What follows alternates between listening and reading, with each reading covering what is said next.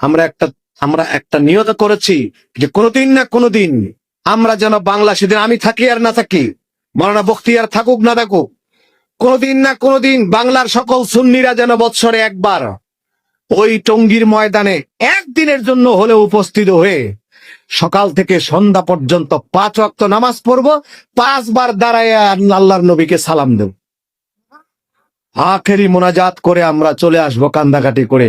বাংলার মানুষ জাতি বুঝবে কোনটা সঠিক কোনটা ব্যাঠিক। সেদিন বুঝবে কিনা জাতি দেখবে, বুঝবে না এরাই সঠিক। আমরা সেদিন কবে হবে জানি না, যেদিন হবে কবরে থাকলেও শান্তি পাও। সেই জন্য আমরা একটা সুন্নি ইজতেমার ডাক দিয়েছি। ইজতেমা বাড়ি বাড়ি করা হয়, হোক, ওগুলো আঞ্চলিক ইজতেমা হতে পারে, কিন্তু সেন্ট্রালি একটা ইজতেমা হওয়া দরকার, সারা বাংলাদেশ ব্যাপী এক জায়গায় হওয়া দরকার কিনা, সেই ইজতেমার জন্য আমার আবেদন রইল।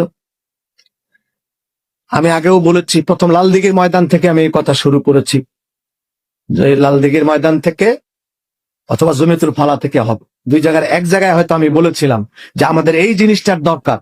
আজকে চিটাগঙ্গে এত বড় একটা কনফারেন্স হচ্ছে, ঢাকাতে হওয়া দরকার এবং সুন্নি ইজতেমা হওয়া